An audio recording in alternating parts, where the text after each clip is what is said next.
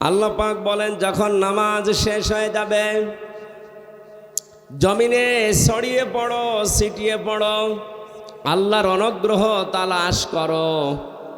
আযকুরুল্লাহ কাসীরা।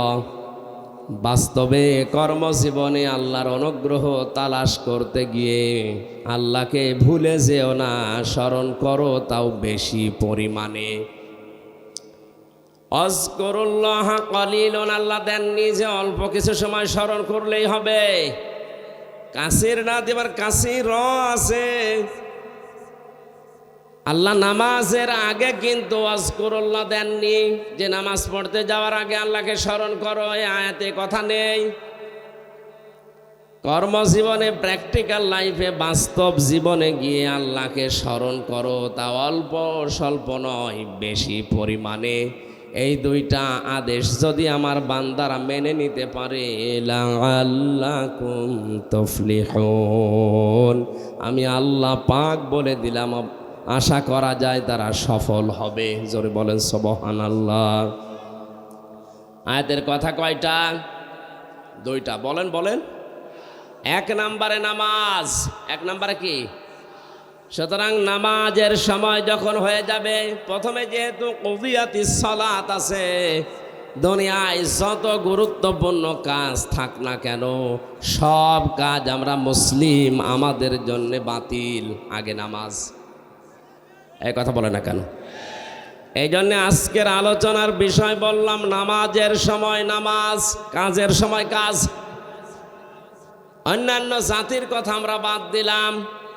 ৯৬% মুসলমান যেহেতু আমরা এদেশে আছি, নামাজের সময় যখনই হয়ে যাবে, যত বড় গুরুত্বপূর্ণ সময় থাক, ফরজ নামাজ আমরা বাদ দেব না। রাজি আছেন আপনারা? কারণ কোনো মানুষ যদি নামাজ বাদ দিয়ে দেয়, আল্লাহ তার দায়িত্ব ছেড়ে দেয়। মহান আল্লাহ যদি কারো দায়িত্ব ছেড়ে দেয়, ওই লোকটা এক সেকেন্ডও নিরাপত্তা নিয়ে বেঁচে থাকা সম্ভব না। এই যে শরীরের ভেতরে যে রক্তগুলো প্রবাহিত হচ্ছে, এই সমস্ত কোষের ভেতরে 5 প্রকার ক্যান্সার বিজ্ঞান এখন বলছে হতে পারে। আল্লাহ না করুক, আল্লাহ পাক যদি কারো দায়িত্ব ছেড়ে দেয়, আর ওর যদি 1 প্রকার ক্যান্সার রক্তে ধরা পড়ে, 14 বংশ বিক্রি করে একটা ঔষধের পয়সা হবে না। তামিলনাড়ুতে আমি 1 মাস 23 দিন ছিলাম। আমার এই ছোট্ট মেয়েটাকে নিয়ে যখন ছিলাম, দেখি একটা লোক বাড়ি সিলেটে ডাক দিয়ে বলছে, ভাই আজকে আমার রিপোর্ট দিয়েছে ডাক্তার, আমার ক্যান্সার ধরা পড়েছে রক্তে, দোয়া করেন আমি যেন ঈমান নিয়ে মরতে পারি। কি হয়েছিল? প্রথমে বলে পায়ের নিচে আমার একটা ফোসকুড়ি দেখা দিয়েছিল।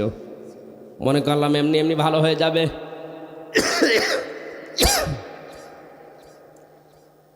কিছুদিন পরে দেখি না, অবস্থা খারাপের দিকে।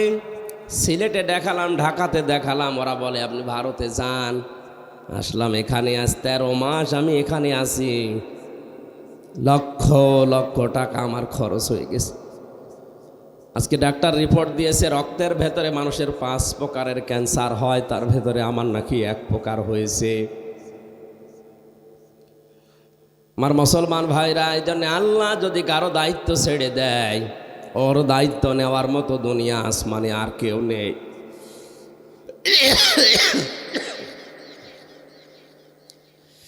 যেন আল্লাহর জিম্মায় থাকতে হলে তার সবচাইতে বড় হুকুম যেটা নামাজ, এটা পড়ার দরকার আছে না নেই? দুনিয়ার অনেক কিছু আছে এর ভেতরে, তা আখেরাতে তো আছে। পৃথিবীতে কোনো মানুষ যদি 5 ওয়াক্ত নামাজ আদায় করার আগে ওযু করে, মহান আল্লাহ তাকে অনেক রোগ শোক থেকে বাঁচিয়ে রাখেন। জোরে বলেন সুবহানাল্লাহ। যে যেই কর্মজীবনে আছেন, আজকে থেকে সিদ্ধান্ত নিয়ে যাবেন, জীবনে আজরাইল আসার আগে আমি মুসলিম, আমি ফরজ নামাজ ছেড়ে দেব না। এটা তো আপনি আজ 10-20 বছর একাধারে শুনছেন। হযরতে আব্দুল্লাহ আনসারীর জীবনী পড়েছিলাম, তিনি মাত্র 1 বার শুনেছিলেন এই ফরজ নামাজের গুরুত্ব। পরিবারস্থ লোকদেরকে গর্তের ভেতরে রেখে হলেও তিনি নামাজে আসতেন। হযরত ওমর একদিন নালিশ দিলেন, ইয়া রাসূলুল্লাহ, এই লোকটা প্রতিদিন পেছনে আসে নামাজে আর সবার আগেই দৌড় দিয়ে চলে যায়। আপনি মুনাফিকদের যে আচরণ বলেছিলেন, মুনাফিকদের জন্য বাজার ভালো লাগে বেশি, মসজিদ ওদের কাছে খারাপ লাগে। লোকটা আসে সবার পেছনে আর চলে যায় সবার আগে। আপনি এবার বলেন লোকটা কি? নবীজি বলেন, আন্দাজে মন্তব্য করা ঠিক নয়, চলো দেখি তার বাড়িতে গিয়ে। কয়েকজন সাহাবীকে নিয়ে নবীজি তার বাড়িতে গেলেন। ডাক দিলেন, আব্দুল্লাহ বাড়িতে আসো। আসসালামু আলাইকুম ইয়া আসসালামু আলাইকুম ইয়া আহলাল বাইত। একবার, দুইবার, তিনবার ডাক দেওয়ার পরে কাঁপতে কাঁপতে হযরতে আব্দুল্লাহ আসলেন। নবীজি বলেন, দেখো, আমি নবী যদি কারো ওপর অসন্তুষ্ট হয়ে যায়, মহান আল্লাহ তার জীবনের সব আমল বাতিল করে দেয়। আমি কি তোমাকে 3 বার ডাক দেওয়ার পরে আসলে কেন প্রথম ডাকে সাড়া দিলে না? হযরত ওমর তোমার নামে কয়েকটা কথা বলেছে, জবাব চাই। হযরতে আব্দুল্লাহ বলে, ইয়া রাসূলুল্লাহ, জবাব আমি দেব। আপনি যখন প্রথম আমাকে ডাক দিয়েছিলেন, আমি আপনার মুখে শুনেছিলাম যে মানুষ নিজে শুধু বাঁচলে হবে না, পরিবারকেও বাঁচাতে হবে। আমার স্বামী স্ত্রীর নামাজ পড়ার মতো কাপড় পোশাক শুধুমাত্র একটা, বাকি যে কাপড় আছে ওগুলো দিয়ে অন্তত নামাজ আদায় করার মতো কাপড় না। আমি নামাজ পড়তে গিয়ে যদি আপনার পেছনে নামাজ পড়ার পরও বসে সময় নষ্ট করি, আমার স্ত্রী বাড়িতে যাকে আমারে বাঁচানো লাগবে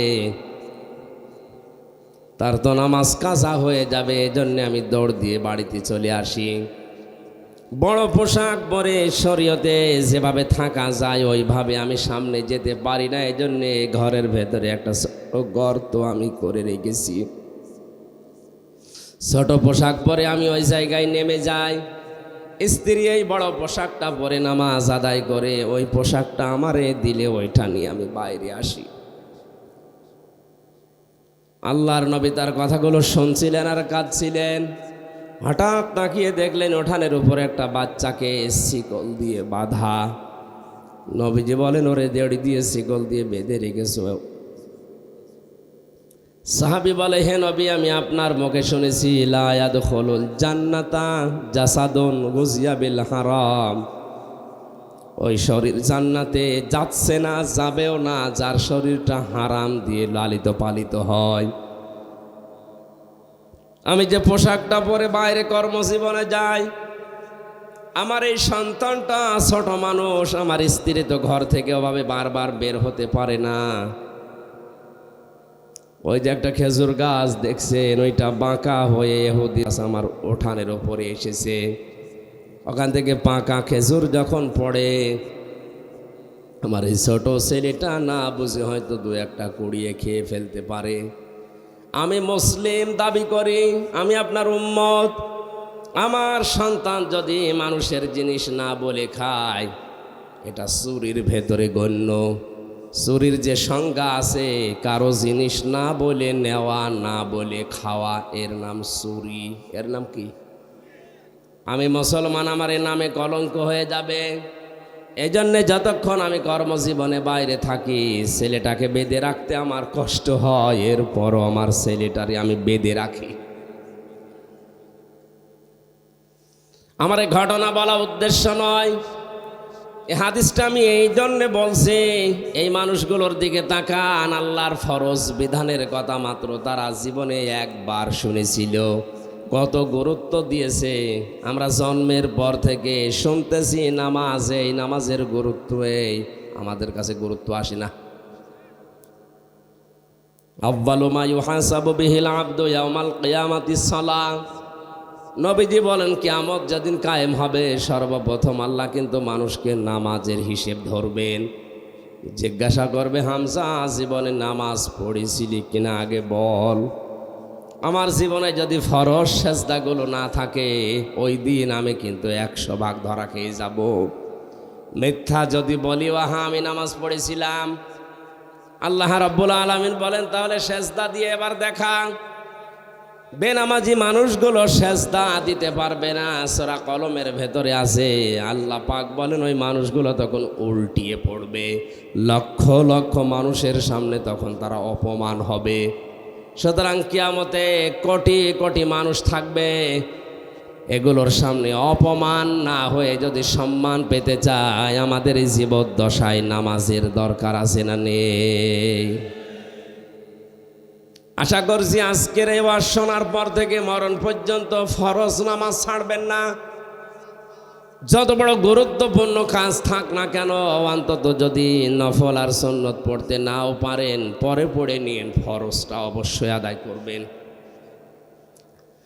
মানুষ নামাজ অনেকে পড়ে না, তার ভেতরে অন্যতম কারণ হচ্ছে অধিকাংশ মানুষ নামাজের বিষয়ে জানে না। আমার কুষ্টিয়া জেলার গ্রামের বাড়িতে যেখানে হালসা, মাঝে মাঝে ওখানে যেতাম, যেয়ে দেখি ফজরের নামাজে মাত্র 3 জন। ইমাম সাহেব মুয়াজ্জিনকে বললাম, কয় মানুষ কয়? বলে হুজুর এলাকার মানুষ নামাজ পড়ে না। পড়ে না, এ দোষ শুধু ওদের না, এ দোষ আমার।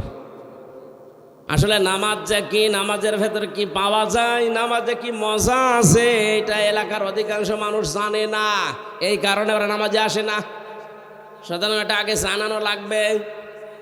সূরা ফাতিহা বাদ দিয়ে 4টা সূরা যদি শুদ্ধ করে অর্থ সহ একটু আড্ডু হলেও ব্যাখ্যা সহ ওদেরকে জানানোর ব্যবস্থা করা যায়, নামাজের 13টা ফরজ 14টা ওয়াজিব দিয়ে অন্তত নামাজ কি এটা যদিও নামাজে শান্তি পায়, এই 3 জন না, এই ফজরের নামাজে 300 মানুষ হাজির হবে। একটা মাদ্রাসাও করে দিয়েছিলাম আমার মায়ের নামে। 1টা বছর পরে দেখি নামাজি প্রায় 5 থেকে 6 কাতার এখন প্রায় নামাজি হয়ে গেছে। মানুষ তো তারাই ছিল, শুধুমাত্র কোরআনে কারীম জানার ব্যবস্থা করে, বোঝার ব্যবস্থা করে দেওয়ার কারণে এখন তারা নামাজে মজা পেয়েছে, পিটালেও এখন তারা নামাজ ছাড়বে না। আপনারাও এলাকায় এরকম ব্যবস্থা করবেন, মসজিদে হোক, খানকায় হোক, মাদ্রাসায় হোক, মক্তবে হোক, নামাজ ইসলাম মূল নীতি যেগুলো আছে এই ফরজ বিধানের, এগুলো মানুষকে জানানোর ব্যবস্থা করেন। মানুষ যদি সত্যিই নামাজে মজা পেয়ে যায়, ওই যে 2 জন সাহাবীর কথা হাদিসে এসেছে, বিশ্ব নবীর তাদের পাহারায় রেখেছিলেন। তাবু পাহারা দিতে গিয়ে একজন বলছে সারা রাত এভাবে 2 জন জেগে থেকে লাভ নেই, একজন ঘুমিয়ে যায় আর একজন পাহারা দাও। সাহাবী চিন্তা করছো, যখন ঘুমিয়ে গেছে আমি সময়টা নষ্ট না করে নামাজে দাঁড়িয়ে কাটাই, কারণ এমনি এমনি কোরআন পড়লে সওয়াব হবে 10টা করে নেকি হবে, আর নামাজে দাঁড়িয়ে তেলাওয়াত করলে 70টা নেকি হবে। তো সময়টা কাজে লাগায় আমি নামাজে দাঁড়িয়ে নামাজে তেলাওয়াত করছিলেন। দুশমন এসে দেখে কালো একটা পিলারের মতো কি যেন দাঁড়িয়ে আছে, অন্ধকারে মানুষ না পিলার বুঝতে পারার জন্যে তীর নিক্ষেপ করেছে। তীরটা এসে তার ডান বাহুর ভেতরে লেগেছে। নামাজে তেলাওয়াতে তিনি এমন মজা পাচ্ছিলেন, নামাজ ছেড়ে দেননি। বাম হাতের ভেতরে আরেকটা লেগেছে। চিন্তা করছে এভাবে 2টা লাগার পরে এখন যদি আমার বুকের ভেতরে, পিঠের ভেতরে একটা তীর লেগে যায়, আল্লাহর নবী আহত হয়ে যাবেন। এই চিন্তা করে তিনি নামাজ শেষ করে সাহাবী পাশে যেটা আছে তাকে জাগালেন। জাগিতে ঘুম থেকে উঠে দেখছে 2 পাশে 2 তীর। ডাক দিয়ে বললেন, হে আমার সাথে, 2 পাশে 2 তীর কেন? তিনি বিস্তারিত বলার পরে বললেন, আমাকে কেন ডাকলেন না? সাহাবী বলে, আল্লাহর বান্দা, আমি নামাজে দাঁড়িয়ে আমার আল্লাহর সাথে কথা হচ্ছিল, এত বেশি মজা পাচ্ছিলাম এই নফল নামাজটাতে, প্রথম তীরটা লাগার পরে আমি খেয়াল করি নাই, দ্বিতীয় তীরটা লাগার পরেও আমি খেয়াল করছিলাম না। মনের ভেতরে একটা চিন্তা এসেছিল, কি যেন আমার শরীরে এসে বিদ্ধ হয়েছে। চিন্তা করলাম, আপনি তো ঘুমিয়ে আছেন, কি যেন এসে বিদ্ধ হয়ে গেল। এই অবস্থায় যদি আর একটা কিছু এসে আমার বুকের ওপরে লাগে, আমি যদি মারা যাই, তাহলে বিশ্ব নবী আহত হয়ে যাবেন। এই চিন্তা যদি মনের ভেতরে উকি না দিত, জীবন চলে গেল, আমি নামাজ বাদ দিতাম না। তারাও তো আমাদের মতো রক্ত মাংসে মানুষই ছিলেন, অনেক মানুষ বলে আমি নামাজ পড়তে পারি না, কাজের যন্ত্রণায়। আপনার মতো মানুষই আছে, তারা কাজ করে খায় কিন্তু ফরজ নামাজ ছাড়ে না। এখানে যে সেই কর্মজীবনে আছেন, কর্মজীবন তো লাগবেই। আল্লাহ কর্ম করার আগেই নামাজের পয়েন্টটা আগে দিয়েছেন আয়াতে। এই জন্য মূল কথা এইটাই, আমরা যাই করি নামাজ যেন ফরজটা বাদ না দেই। আল্লাহ পাক বলেন নামাজ যখন শেষ হয়ে যাবে তখন তোমাদের কাজ হবে ফান্তাশিরু ফিল আরদি ওয়াবতাগু মিন ফাদলিল্লাহ। নামাজ শেষ হয়ে যাওয়ার পরে এবার আর মসজিদে বসে থাকা ঠিক না। এই তাকান, অনেকেই নামাজের পরও মসজিদে বসে বসে গল্প করে, নিজের ছেলে কয়টা, মেয়ে কয়টা, কে কোথায় কি করে, এই গল্প জায়েজ নেই আপনার জন্যে। নামাজ শেষ, আল্লাহ বলেন এবার ছড়িয়ে পড়ো, ছিটিয়ে যাও। কোথায় যাবেন? ঘরে। কোথায়? ফিল আরদি, জমিনে। সুতরাং আমরা নামাজি যারা এই দেশে আছি, নামাজ শেষ, মসজিদের কাজ শেষ, এবার ছড়িয়ে পড়া লাগবে কোথায়? আরো জোরে। জমিনের ভেতরে আছে কৃষিক্ষেত, জমিনের ভেতরে আছে ব্যবসা বাণিজ্য, জমিনের ভেতরে আছে থানা, জমিনের ভেতরে আছে কোর্ট কাছারি, আদালত। আসতে বলেন। এই জায়গাগুলোতে আপনি যদি ছড়িয়ে না যান, ওই জায়গাগুলো বিপরীত যারা আছে তারা দখল করে জুলুম চালাবে। এই জন্য কোরআনে কারিমে সূরা বাকারার 30 নম্বর আয়াত, ওয়াইয ক্বালা রাব্বুকা লিল মালাইকাতি ইন্নী জাইলুন ফিল আরদি খলিফা। আল্লাহ পাক বলেন স্মরণ করো ওই সময়ের কথা, আমি যখন ফেরেশতাদেরকে বলেছিলাম জমিনে আমি খলিফা পাঠাতে চাই। কি খেয়াল করেন তো, আয়াতের মূল কথা ছিল আমি জমিনে খলিফা পাঠাতে চাই। কোথায়? আল্লাহ কিন্তু ফেল আরদি দিয়েছেন, ইন্নী জাইলুন ফিল আরদি। আল্লাহ যদি বলতেন ইন্নী জাইলুন ফিল খানকা খলিফা, আমি খানকায় খলিফা পাঠাবো। আজ যেমন বাংলাদেশে খানকায় খলিফা বেশি না কম? আল্লাহ তাআলা যদি বলতেন ইন্নী জাইলুন ফিল মাদারিসি খলিফা, মাদ্রাসায় আমি খলিফা পাঠাবো। ইন্নী জাইলুন ফিল মাসাজিদি খলিফা, মসজিদে খলিফা পাঠাবো। তাহলে মসজিদে কিছু সময় কাটিয়ে মাদ্রাসায় কয়েকটা ছাত্র পড়াশোনা করালে, শুধু ঘরের ভেতরে খানকায় বসে সুবহানাল্লাহ পড়লে, কিছু খলিফা তৈরি করলে দায়িত্ব শেষ হয়ে যেত। আল্লাহ পাকে সমস্ত জায়গার নাম নিয়ে না দিয়ে নাম দিয়েছেন ফিল আরদি। কোন জায়গা? বলেন বলেন। আমি ফিল আরদি খলিফা শব্দ নিয়ে ব্যাখ্যায় পেয়েছি, খলিফা আল্লাহ পাঠাতে চেয়েছেন খানকায়, মসজিদে, মাদ্রাসায়, বাইতের ভেতরে না, পাঠাতে চেয়েছেন জমিনে। আজ বাংলাদেশ সহ বিশ্বের মুসলমানেরা জমিনে নেই, এজন্য জমিনগুলো আজ জালেমরা চাষ করছে, সব জায়গা দখলে নিয়েছে এখন জালেমরা। এই জুলুম থেকে মুক্তি পাওয়ার জন্য আমাদের জমিনে থাকা লাগবে না খানকায়? বলেন বলেন। জমিনে ফিরে আসেন। যারা জমিনে ছিল তাদের জামানায় শান্তি ছিল।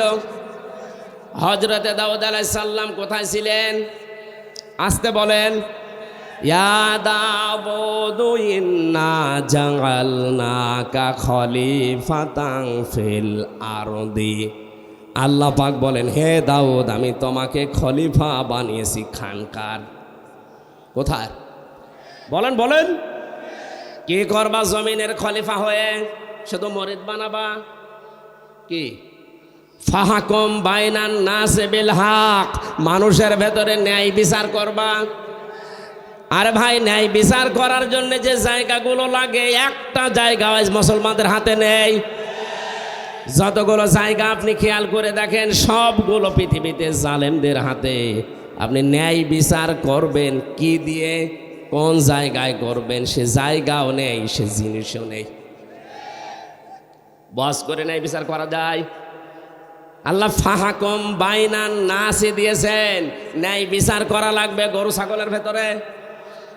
বলেন বলেন, লিন্নাস কোন মানুষ? মরা মানুষ। লাম ব্যবহার করা হয় 19টা অর্থে, তার একটা অর্থ আছে লাম ব্যবহার হয় জীবিত মানুষদের জন্যে। নবী দাউদকে আল্লাহ ডাক দিয়ে জানিয়েছেন, জমিনের খলিফা হয়ে শুধু গরু ছাগলের বিচার না, তোমাকে বিচার করা লাগবে, ন্যায় বিচার করা লাগবে মানুষের ভেতরে।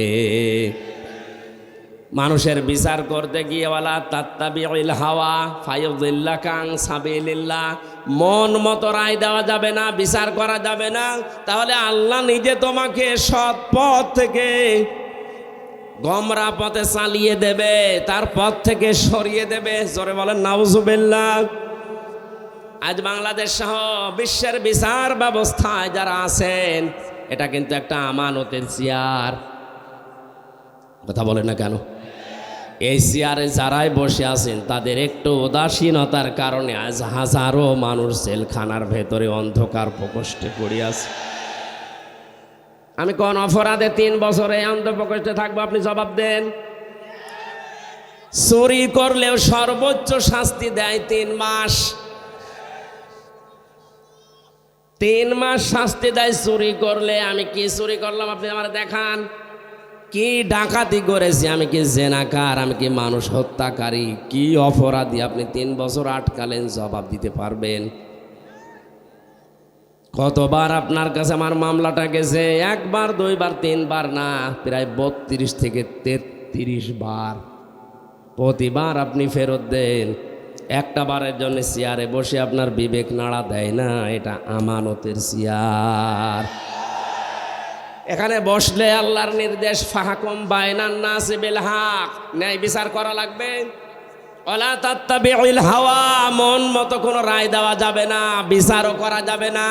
এই জন্য যারাই দায়িত্বে আছি আমরা পৃথিবীতে, তারা যদি মন মতো বিচার করি, আমার মনে হয় ওই কাজ না করে নফসের ধোকায় না পড়ে রিক্সা চালানো ভালো। আমি আপনাকে বাঁচার জন্য বলছি, আপনি ধরা খাবেন। ফায়ুযিল্লাকা আন সাবিলিল্লাহ, আল্লাহ আপনাকে তার পথ থেকে দূরে সরিয়ে দেবে।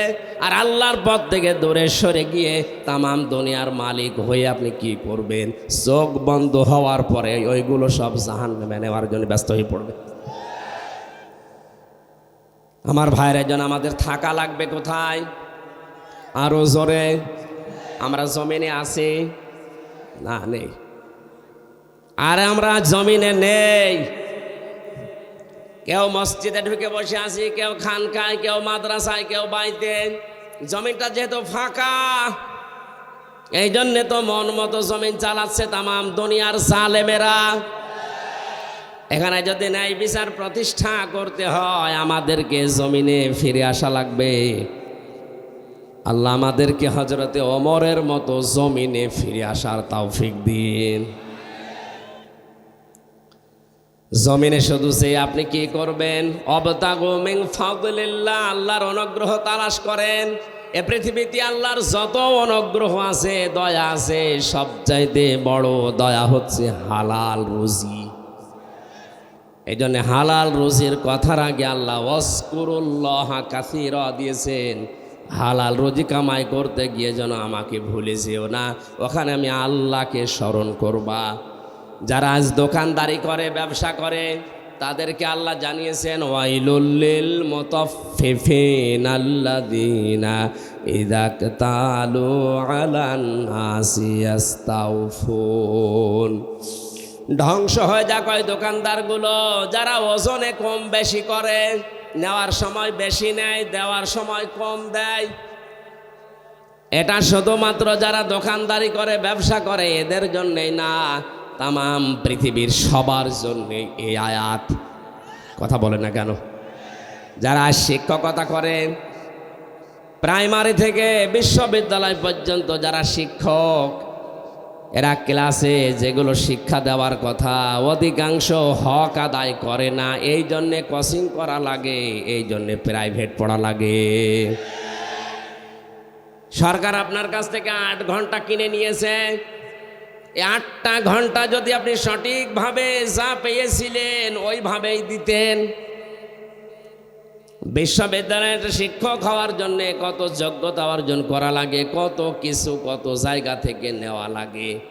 এত কিছু নিয়ে আপনি ডক্টর হয়েছেন, অথচ দেওয়ার সময় ছাত্রদেরকে এই ক্লাসে দিতে চায় না, বলে আলাদা করে প্রাইভেট পড়া লাগবে, কোচিং করা লাগবে, উনি অন্য জায়গায় যে ক্লাস নেবে। জোরে বলেন নাউজুবিল্লাহ।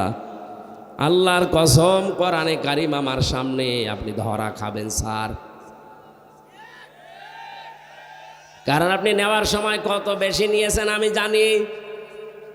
আমার ভার্সিটির যারা স্যার ছিল অধিকাংশই তো মিশরের, সৌদি আরবের। ডক্টর জিয়াদ, এত বেশি তার জ্ঞান ছিল। ডক্টর লোকমান, আমার মনে হয় সারাটা জীবন যদি লোকমান স্যার কথা বলে আমার সারা জীবনে শুনতে মনে যাবে, এত জ্ঞান আল্লাহ তাকে দিয়েছেন। আমি শুধু লোকমান স্যারকে না, লোকমান স্যার অনেক ভালো, অনেকগুলো স্যারকে অন্যান্য বিভাগের কথা বলছি। শুধু বিশ্ববিদ্যালয় না, কলেজে আছে সিস্টেম, মাদ্রাসায় আছে সিস্টেম, প্রাইমারি আছে সিস্টেম। এরা নেওয়ার সময় অনেক কিছু আমরা নিতে থাকি, কিন্তু দেওয়ার সময় ঠিক মতো দিতে চাই না। এই যে যেখানে বসে আছি, এই চেয়ার, এই মেম্বার, এই মঞ্চটা, এখানে বসার আগে অনেক কিছু আমি কিন্তু নিয়ে এসেছি, পেয়েছি, দেওয়ার সময় ডেলিভারি দিতে পারছি না। এবার আসতে বলছে, ও মনে করছে হুজুরও ধরা খাবে। আমি তো ধরা খাবো, কারণ 1 ঘন্টা কথা বলতে হলে কমপক্ষে 50 ঘন্টা আয়াতের ওপরে পড়া লাগে। আমি যত তথ্য পেয়েছি, এই যে প্রায় 10 পৃষ্ঠায় একাধারে লিখেছি, এখানে এতগুলো কথা বলার আগেই আল্লাহর ওলিরা এসে বলছে হুজুর, এক হুজুরে আমি খেজুর হয়ে গেছি। সুতরাং নেওয়ার সময় আমিও কম নেইনি, বিভিন্ন জায়গা থেকে অনেক কিছু নিয়েছি, দেওয়ার সময় আমিও ডেলিভারি দিতে পারছি না। আল্লাহ, তুমি এই মঞ্চের হক আদায় করার তৌফিক আমাদের দান করো। কর্মজীবনে যে আল্লাহকে বেশি স্মরণ করো, মানে ওজনে কম বেশি করবেন না, খাদ্যে ভেজাল দেবেন না। অনেক মানুষ আছে সুবহানাল্লাহ, আলহামদুলিল্লাহ, নামাজ রোজা, এমনকি এ মানুষ তাহাজ্জুদ পড়ে, কিন্তু বাস্তবে প্র্যাকটিক্যাল লাইফে ওর কর্মজীবনে ও হালাল থাকতে পারছে না। আমার অনার্সের সার্টিফিকেট তুলতে গিয়েছিলাম বিশ্ববিদ্যালয়ে, মাস্টার্সের টানতে গেলাম, যিনি দায়িত্বে আছেন বললাম স্যার একটু সই করে দিলেই হয়ে যায়। আমারে বলছে হামজা তাড়াতাড়ি করো। স্যার আমি তো তাড়াতাড়ি করছি। কিছুক্ষণ পরে বললাম স্যার আমি গাড়ি ধরবো, একটু তাড়াতাড়ি দিলে ভালো হতো। তুমিও তাড়াতাড়ি করো, আমি জোহরের নামাজের জামাত ধরবো। আমি তো কিছু প্রথমে বুঝতে পারি না, ডাক দিয়ে বললাম স্যার আপনি কি ইশারা দেন, আমি তো তাড়াতাড়ি করছি। স্যার এবার মুখ ফুটে বলে ফেলছে হামজা 2000 টাকা বের করো। বললাম ও আপনি নামাজে যাবেন, জোহরের নামাজে জামাত ধরবে, আপনার এইটা আসল জামাত। সরকার আপনার কাছ থেকে 8 ঘন্টা কিনে নিয়েছে, দায়িত্ব দিয়েছে কি এই 8 ঘন্টার ভেতরে ছেলেমেয়েরা আসবে, সই করে সিল মেরে আপনি কাগজটা দিয়ে দেবেন, এইটাই আপনার নামাজ। কথা বলেন না কেন?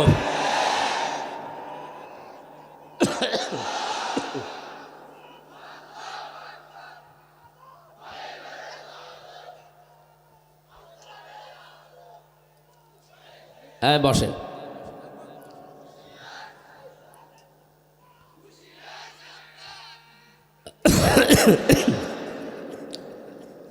অথচ উনি নামাজ মনে করেছে ওই 5-7 মিনিট 10 মিনিট যেটা জামাতে নামাজ পড়বে ওইটাকে, আর এইটাকে উনি দুনিয়ার কাজ মনে করছে।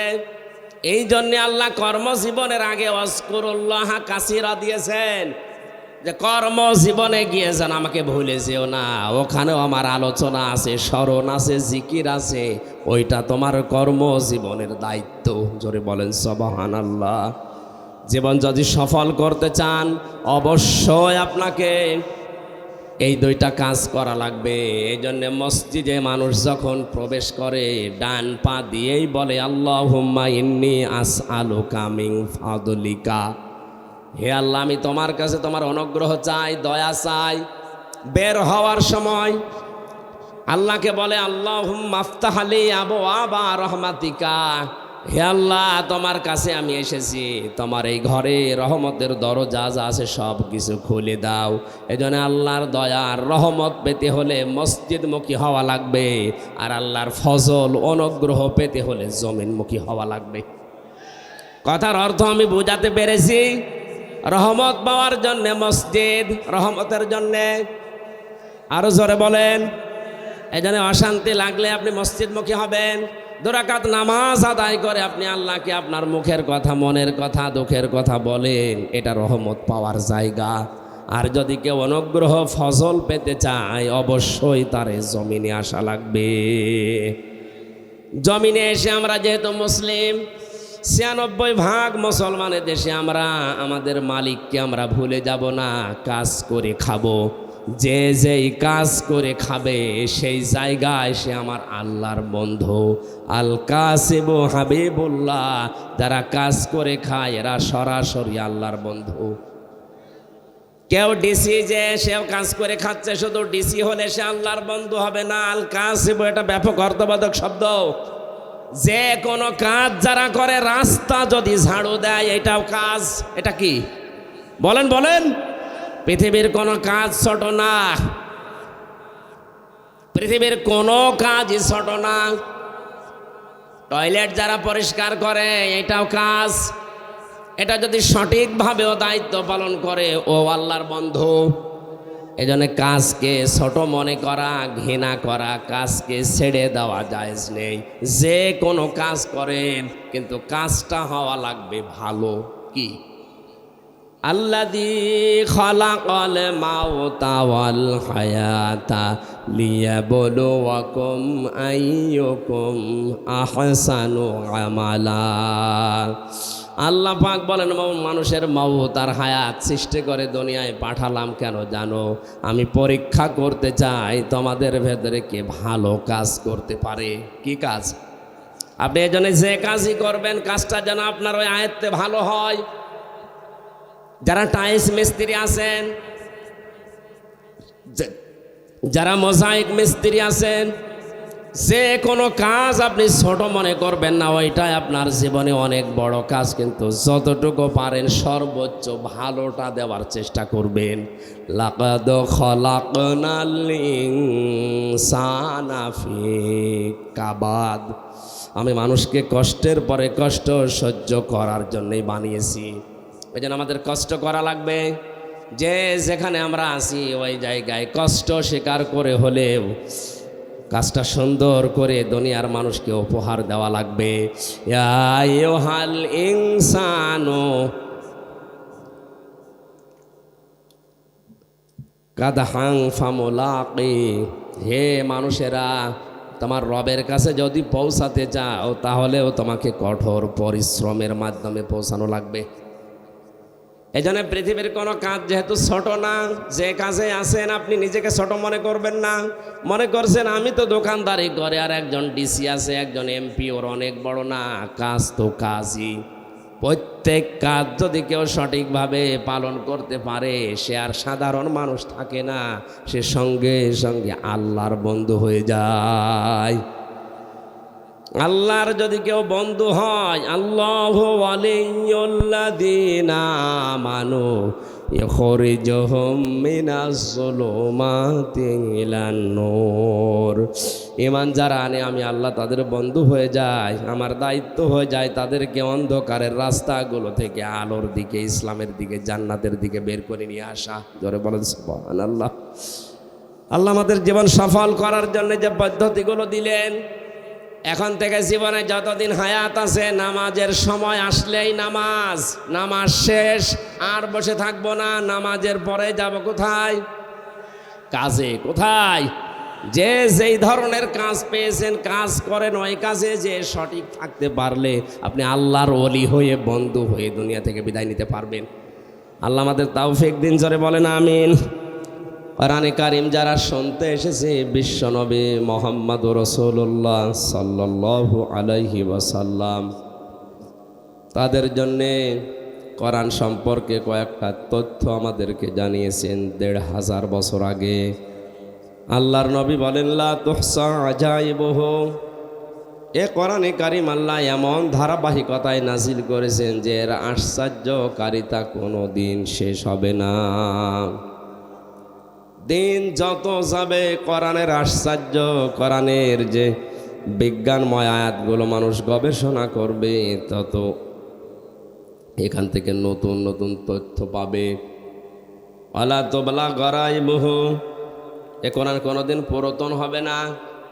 পৃথিবীর বহু কিছু পুরাতন হয়ে গেছে। নভেল, নাটক, চলচ্চিত্রের যে সিনেমাগুলো হিট হয়, খুব বেশি হলেও 2 বার 3 বার 5 বার 10 বারের পরে আর মানুষের মন ওদিকে থাকে না। ১৫০০ বছর নাজিল হওয়ার পরও এটা আজও পুরাতন মনে হয় না।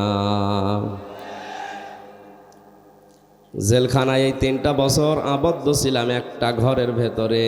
আমার এই ছোট্ট জীবনে আমি দেখেছি, ওখানে তো বঙ্গবন্ধুর জীবনী ছাড়া অন্য বই আর নেই সেরকম। ওইটা আর কত পড়ব, পড়ে প্রায় মুখস্থ করে ফেলেছি। 2য় নম্বরে শুধু কোরআন শরীফ আছে। এই 3টা বছরে যেহেতু অর্থ ব্যাখ্যা আমার কিছুটা হলো আয়ত্ত ছিল, জানা ছিল, কোরআন এত পড়া পড়েছি, 3 দিনে প্রথম আমার খতম হয়ে যেত, পরবর্তীতে 7 দিনে শেষ করতাম। মাওলানা মামুনুল হক, মাওলানা সাখাওয়াত হোসেন রাজি সহ যেই কয়জন আমরা এক জায়গায় ছিলাম, প্রতি 7 দিনে প্রতিযোগিতা হতো কে শেষ করতে পারে। তাহাজ্জুদের নামাজ মিলে, নফল নামাজ মিলে, এমনিতেই নামাজ মিলে, আর বাইরে পড়ে 7 দিনে শেষ করাই লাগবে। এত পড়া পড়েছি এই কোরআনে কারিম, এখনো মনে হচ্ছে নতুন পড়ছি। ১৫০০ বছর আগে নবীজির এই কথা, ওয়ালা তোবলা গরাইবুহু, এটা কোনো দিন পুরাতন হবে না। এর বাস্তব সাক্ষী আমি নিজেই। বাইরে থাকলে হয়তো বিভিন্ন বিষয়ের বই পড়া লাগতো, ওখানে যেহেতু অন্য কোনো বই সেরকম পাইনি, শুধু একটা কিতাবই পেয়েছি। মন মতো একেবারে সাজিয়ে সাজিয়ে পড়েও এখন যদি নতুন মনে হয়, জীবনে যারা কোরআন হাতই দেয় না তাদের কাছে কেমন লাগবে? কোরআনে যত আয়াত আমি পড়েছি, সূরা বাকারার 121 নম্বর আয়াতটা আমার কাছে, সূরা শূরার 42 নম্বর আয়াতটা আমার কাছে, সূরা ইব্রাহিমের 42 নম্বর আয়াতটা আমার কাছে বেশি আশ্চর্য মনে হয়েছে। কোরআনের আশ্চর্যকারিতা যে শেষ হবে না। আল্লাহ রাব্বুল আলামিন বলেন, শুধু আশ্চর্য আমার কাছে মনে হয়নি, এটা ভয়ঙ্কর মনে হয়েছে। বিশেষ করে বাংলাদেশের দিকে এখন তাকিয়ে বলছি, আল্লাযীনা আতাইনাহুমুল কিতাবা ইয়াতলুনাহু হাক্কা তিলাওয়াতি উলাইকা ইউমিনুনা বিহি ওয়া মান ইয়াকফুর বিহি ফাউলাইকা হুমুল খাসিরুন। আমি মাওলানা আজিজুল ইসলাম জিহাদি, আমিরুল ইসলাম বেলালি, এনাদের মতো তো চিল্লাতে তো পারি না, আমার গলাও সেরকম না। কথাগুলো বোঝানোর চেষ্টা করছি, আপনি যদি বুঝতে পারেন আর আমলে পরিণত করতে পারেন, মাহফিল সাকসেস হবে। এই আবার কথা বলে এই কোন থেকে, আর এখানে যে মানুষগুলো দাঁড়িয়ে আছে ওই জায়গায় তো বসলে হয় নাকি? পোশাক বাড়ি যেয়ে ধুয়ে দিয়ে বসে। এগুলো মনে হয় মানুষের ভেতরে নেই, এগুলো দেবতা। দেবতা না এগুলো?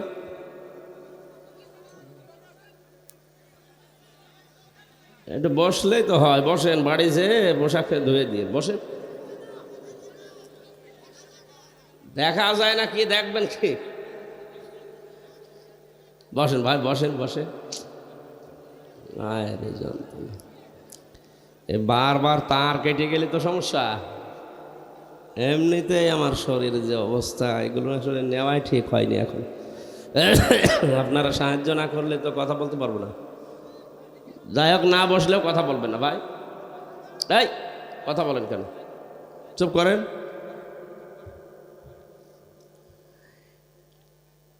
আমি সহ যারা উপস্থিত আছি সবাইকে আয়াতটা থেকে 4টা শিক্ষা নেওয়ার জন্য আহ্বান জানাচ্ছি। খুব ভালো করে শুনবেন।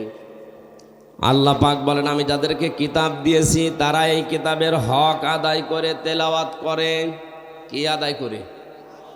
বলেন বলেন। হাক্কা তিলাওয়াতি এ শব্দের ব্যাখ্যায় মুফাসসিরিন ইকরাম যারা তাফসীর করেন তারা লিখেছেন, আলেম যারা আছে, সম্মানিত ব্যক্তিবর্গ যারা আছে, সবাইকে নিয়ে আমি আয়াতটার দিকে প্রবেশ করছি। একটু তাকান। আল্লাহ যাদের কিতাব দিয়েছেন তারা এর হক আদায় করে তেলাওয়াত করে। উলাইকা ইউমিনুনা বিহি, এই মানুষগুলো আল্লাহ যেন তার কুদরতের আঙ্গুল এভাবে দিয়ে ইঙ্গিত করছে।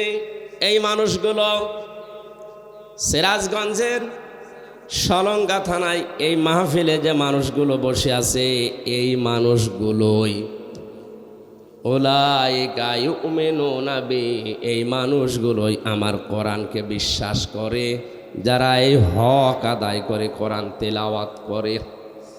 হক আদায় করার জন্য শর্ত 4টা। কয়টা? বলেন বলেন। এর পরবর্তী শব্দটা কিন্তু আরো কঠিন। আমাই ইয়াকফুর বিহি ফাউলাইকা হুমুল খাসিরুন। এই 4টা হক যারা আদায় করে না, 4টা শর্ত যারা মানে না, এই মানুষগুলো আমার কোরআন বিশ্বাসও করে না, এরা ক্ষতিগ্রস্ত। জোরে বলেন নাউজুবিল্লাহ। কথা যেহেতু আমার আল্লাহর মুখের কথা, এটা ভয়ঙ্কর। খুব ভালো করে মিলান। আপনি মনে করছেন আমার বাবা মুসলমান ছিল, দাদাও ছিল, আমিও আছি, আমি কোরআন পড়ি, বিশ্বাসও করি না। আপনি বিশ্বাস করেন কিনা আল্লাহর এই আয়াতের দিকে আপনি এবার মিলাবেন। হক আদায় করার শর্ত কয়টা? আরো জোরে। জোর হলো না। 1 নম্বরে এটা শুদ্ধ করে পড়া লাগবে। এখানে এখনই যদি জরিপ চালানো হয় 100 জনের, আমার মনে হয় 95 জন হাত তুলবে যে পড়তে পারি না। কোরআনে কারীম পৃথিবীর একমাত্র কিতাব যেটা পড়লে বুঝে পড়েন আর না বুঝে পড়েন, যদি শুদ্ধ হয় অবশ্যই অবশ্যই 10টা নেকি হবে। আর যদি অশুদ্ধ হয়, পড়া তো দূরের কথা, সওয়াব নেই, আরো গোনা হবে আপনার। অনেক মানুষ পড়ে ইদা জাআ নাসরুল্লাহি ওয়াল ফাত, এরকম পড়ে না? যা একটা পড়লাম এটা কি শুদ্ধ হয়েছে? হ্যাঁ, না না। ইদা জাআ নাসরুল্লাহ, এখানে সোয়াদ আছে। নাসর শব্দের শাব্দিক অর্থ সাহায্য, আর নুন সিন র নাসার মানে কি? পাখি যেন বলে যে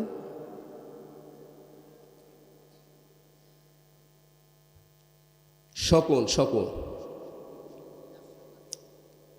আল্লাহ পাক বলেন যখন আসবে আল্লাহর সাহায্য তখন আপনি বিজয় দেখতে পাবেন। অথচ সোয়াদ বাদ দিয়ে সিন দিয়ে যদি কেউ উচ্চারণ করে পড়ে, তাহলে অর্থ হবে যখন আসবে শকুন, আল্লাহর শকুন, তখন আপনি বিজয় পাবেন। পুরা আকাশ পাতাল পাল্টিয়ে যাচ্ছে। এই জন্য শব্দগুলো শুদ্ধ করে পড়া দরকার। কোন একটা কিতাবে যেন পড়েছিলাম, এক হিন্দু বেটা প্রায় 18 বছর পর্যন্ত তার এক দেবতার নাম দিয়ে সকালবেলা জপত, সামাদ ইয়া সামাদ ইয়া সামাদ। 18 বছর পরে তার মুখটা একদিন গোল হয়ে যেন বেরিয়ে গেছে ইয়া সমাদ। আল্লাহ রাব্বুল আলামিন ডাক দিয়ে বলে, বান্দা আমাকে ডাকো কেন? ফেরেশতারা বলে, রব্বুল আলামিন নাফরমান তোমারে ডাকে না, ওর দেবতাকে ডাকছে। আল্লাহ পাক বলেন, ফেরেশতারা আজ 18 বছর ওর মুখের দিকে আমি তাকিয়ে আছি, কখন আমার বান্দার মুখটা গোল হয়ে শুদ্ধ করে আমার নামটা বের হয়। সামাদ মানে যার অভাব আছে, আর সমাদ মানে যার অভাব নেই। সুতরাং কোরআনে কারিমের যদি হক আদায় করে শর্ত মেনে পড়তে হয়, এক নম্বরে আমাদেরকে বিশ্বাসী যদি বলে দাবি করা লাগে যে আমি কোরআন বিশ্বাস করি, অবশ্যই অবশ্যই শুদ্ধ করে পড়া লাগবে। এ বিষয়টা মেনে নিতে দলমত নির্বিশেষে আমরা রাজি আছি আলহামদুলিল্লাহ। এখন থেকে শুরু করে মরণের আগ পর্যন্ত যদি আপনি চেষ্টা চালান তাহলে আপনি তালবে এলেম শুধু ওই 5 বছর 7 বছর 10 বছরের বাচ্চারাই না, 80-90 বছরের মুরব্বীও, বুড়া মানুষও তালবে এলেম হবে যদি এখনই কোরআন শিক্ষার জন্য লেগে পড়ে।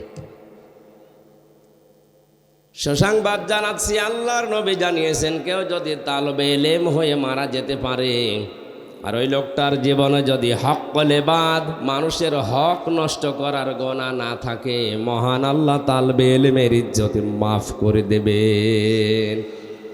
এজন্য তালবে এলেম হওয়ার দরকার আমাদের আছে না নেই?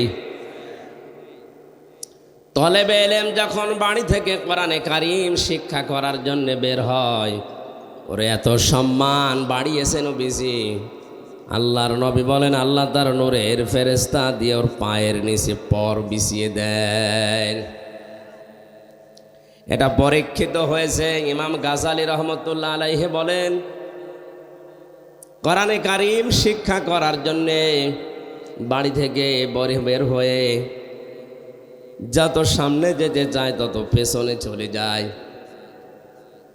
যেই কয়দিন ক্লাসে গেলাম প্রতিদিন এভাবে দেরি হয়ে যায়, শিক্ষক ওস্তাদ মাওলানা যিনি আছেন আমাকে বারবার গরম দিতে থাকে, দেরি হয়ে যায় কেন। ওনাকে খুলে বললাম ওস্তাদ বাড়ি থেকে যখন কোরআন আমি বুকের ভেতরে নিয়ে বের হই দেখি আমার সামনে সুন্দর সুন্দর কিছু পাখি পর বিছিয়ে দিচ্ছে।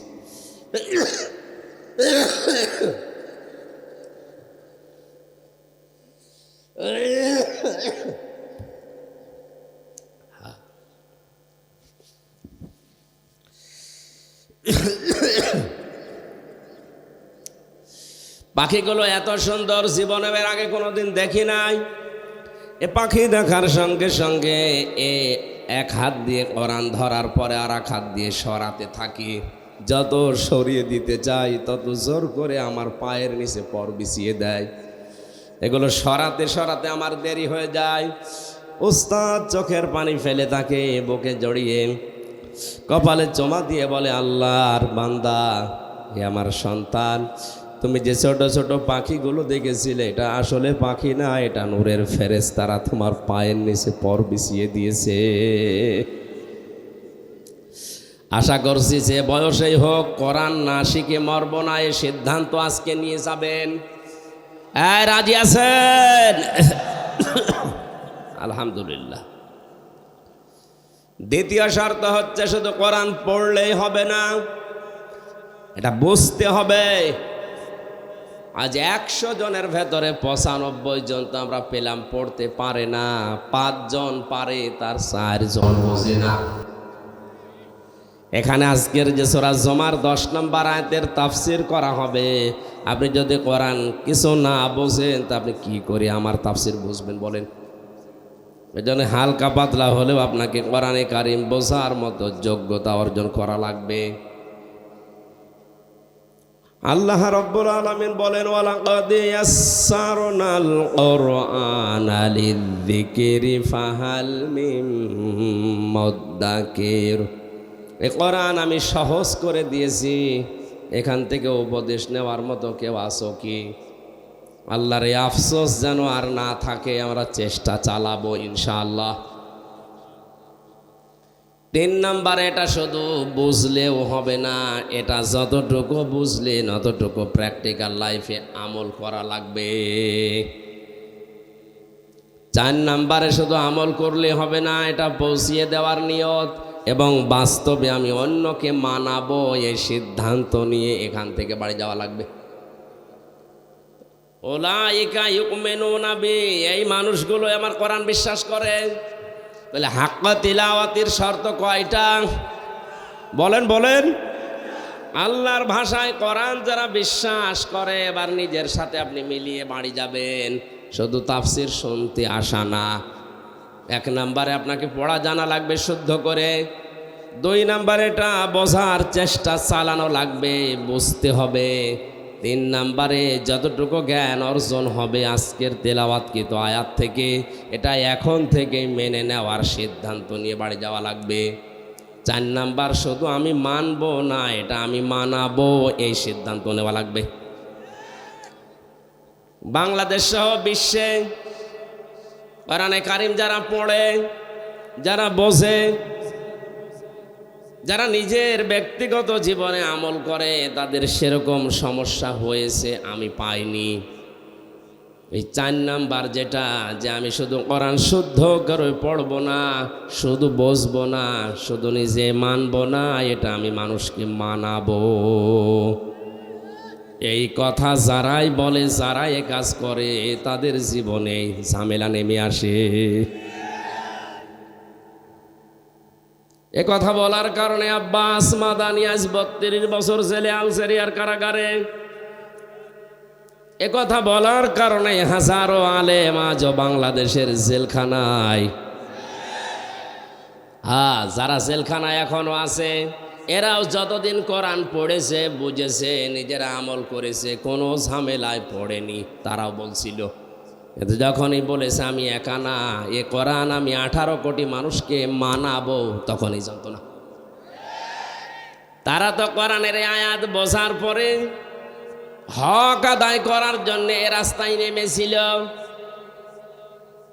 এই হককে বাধা দেওয়ার কারণে আপনি নিজে জালেম হয়ে গেলেন। ওমাই ইয়াকফুর বিহি ফাউলাইকা হুমুল খাসিরুন। এই 4টা শর্ত মেনে যারা কোরআন পড়ে না, এই মানুষগুলো আমার কোরআন বিশ্বাসও করে না, এরা ক্ষতিগ্রস্ত। কে বলছে? এই আয়াতটা নিয়ে আজ ভাগ করলে দেখা যায় বাংলাদেশে অনেক মানুষ মুখে যেটা উচ্চারণ করছে, কোরআন বিশ্বাস করে না, এরা আল্লাহর ভাষায় ক্ষতিগ্রস্ত। জোরে বলেন নাউজুবিল্লাহ। এর যে আশ্চর্যকারিতা আছে, কোনোদিন তো শেষ হবে না, এ কোনোদিন পুরাতন আপনার কাছে মনে হবে না। যত পড়বেন আপনার হৃদয় যত পরিষ্কার থাকবে, কোরআন তত নতুন লাগবে আপনার কাছে। জোরে বলেন আল্লাহু আকবার।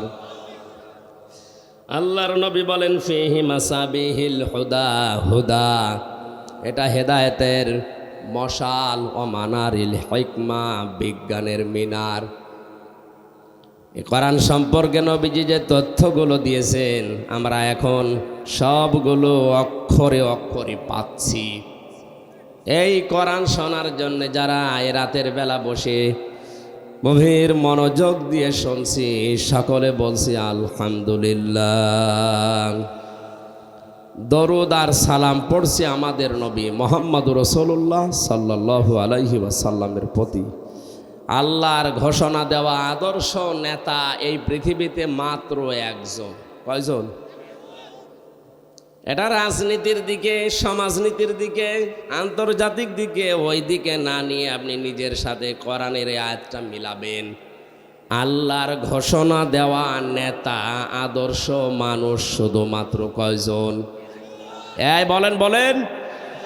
নামাজ পড়া যেরকম ফরজ, রোজা রাখা যেরকম ফরজ, স্ত্রীকে পর্দায় রাখা যেরকম ফরজ, এ পৃথিবীতে আদর্শ নেতা হিসাবে বিশ্ব নবীকে মেনে নেওয়া ওই রকম ফরজ। কারণ আল্লাহর ঘোষণা দেওয়া নেতা কয়জন? কোরআনের দিল বলা হয় যেটাকে, সেখানে আল্লাহ ঘোষণা দিয়েছেন ইয়াসিন ওয়াল কোরআনিল হাকিম। আল্লাহ পাক বলেন ইয়া হরফে নেদা, ইয়া মানে হে, সেন মানে সাজ্জেদ।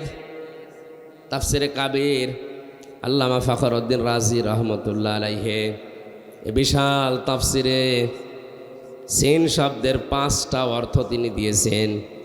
সেন মানে সাজ্জেদুল আলামিন, সেন মানে সাজ্জেদুল বাশার, সেন মানে সাজ্জেদুল কাউনাইন, সেন মানে সাজ্জেদুল আম্বিয়া, সেন মানে সাজ্জেদুল মুরসালিন। জোরে বলেন সুবহানাল্লাহ।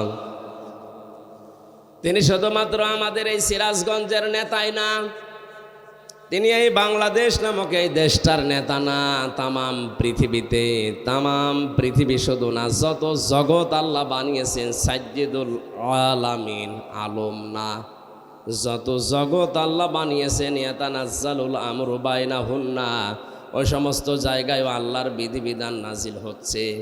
ওখানে যারা আছে তাদের জন্য একমাত্র আদর্শ বিশ্বনবী। দ্বিতীয় নম্বরে সাজ্জিদুল বাশার। বাশার মানে মানুষ, মানুষ পদবাচ্যে যারা বিবেচিত মানুষ হিসাবে কেউ যদি নিজেকে দাবি করে যে আমি মানুষ, অবশ্যই তার জন্যে আদর্শ নেতা হওয়া লাগবে বিশ্বনবী। কথা বলে না কেন? মানুষ দাবি করার পরেও কেউ যদি নবীর আদর্শ না মেনে অন্য কাউকে মেনে চলে, ইয়াসিন এই আয়াত অনুযায়ী আর মানুষ নেই, অন্য কিছু। এই কথা বোঝার চেষ্টা করেন ভাই।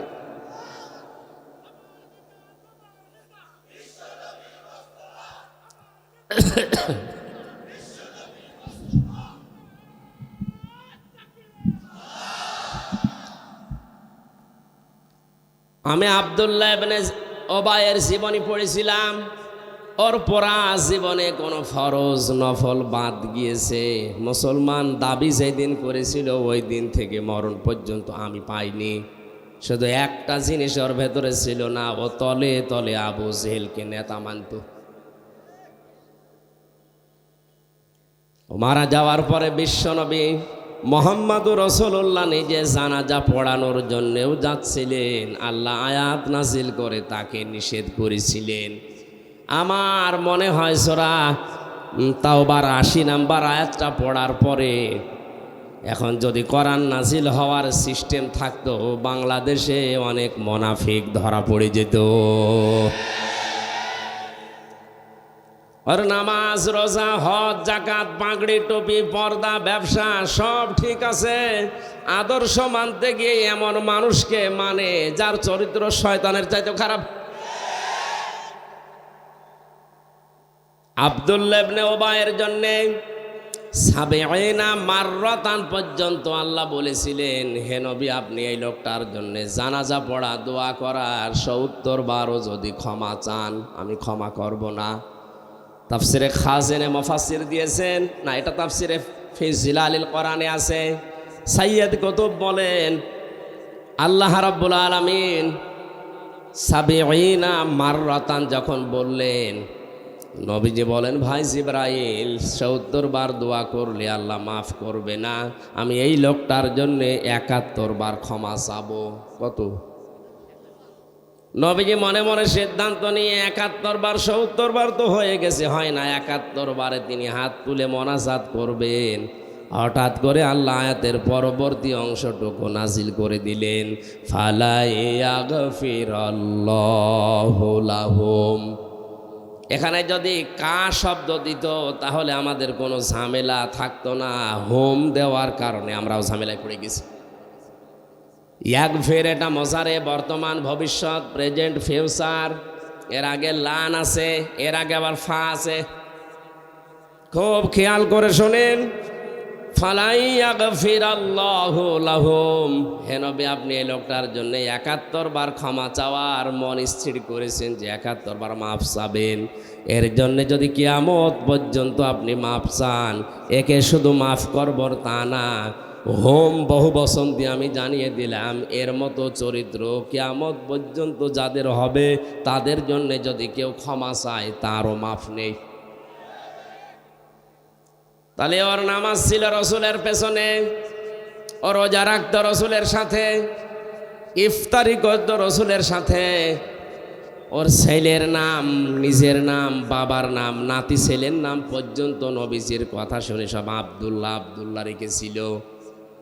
নবীজির কথা মানতে আমি তাকে একেবারে পাইনি তা না, জীবনে বহু অনুসরণ সে করেছে, শুধু তলে তলে ওর আদর্শ ছিল আবু জেহেল। এই ছোট্ট কথা থেকে যদি আপনি শিক্ষা নিতে না পারেন তাহলে আমার মনে হয় আপনার কপালে কোরআন হেদায়েত দিতে পারবে না। দেড় ঘন্টার কথা শুনে যদি আপনি হেদায়েত পেয়ে যান, হ্যাঁ পেতে পারেন যদি আপনার মন থাকে। কি থাকে? গিরিশচন্দ্র সেনের কথা আমরা শুনেছি, কোরআনে কারিম বঙ্গ অনুবাদ করে, শুধু তা না, ও তাফসিরও লিখেছে। অথচ এই লোকটা কোরআন আমাদের চাইতে বেশি পড়েছে, বেশি লিখেছে, বেশি বুঝেছে, বেশি শুনেছে। কথা বলেন না কেন? তাফসির লিখতে হলে এক একটা শব্দের একাধিক অর্থ জানা লাগে। এখানে যত বড় আলেম বাসা আছে, কেউ বুকে হাত দিয়ে কথা বলার ক্ষমতা নেই যে কোরআনের পুরা প্রতিটি শব্দের অর্থ আমার জানা আছে। না, হয়তো জানা থাকলেও ভুলে গেছি। আমিও পুরাটা পড়েছিলাম, কিন্তু এখন আমার আর মনে নেই। এখন আবার দেখা লাগে, স্টাডি করা লাগে। অথচ হিন্দু বেটা পুরা কোরআন শরীফ ওর আয়ত্তে ছিল, প্রতিটি শব্দের অর্থ ওর জানা ছিল। কি পড়া পড়েছে বলেন, কি বোঝা বুঝেছে, কি আয়ত্ত ছিল কোরআনের ওপরে তার, কি সময় দিয়েছে সারাটা জীবনে। অথচ লোকটা মারা যাওয়ার পরে গোসল দিয়েছে। কথা বলেন না কেন? জানাজা হয়েছে, কবরে দিয়েছে। কোথায় দিয়েছে? পুড়িয়ে ফেলেছে। মাথায় কি আপনার মগজ নেই? একটা বারের জন্যও চিন্তা আসে না এই লোকটা আমার চাইতে কোরআনের পেছনে শ্রম সময় কম দেয়নি, অনেক বেশি দিয়েছে। ও বুঝেছেও বেশি, পড়েছেও বেশি, লিখেছেও বেশি, কিন্তু কোরআন তাকে হেদায়েত দিতে পারেনি, কারণ ওর মন ছিল না। কোরআন থেকে হেদায়েত নেওয়ার মন ওর ছিল না। আল্লাহ জোর করে আপনাকে হেদায়েত দিয়ে জান্নাতে দেবে, অত দায় আল্লাহর পড়েনি।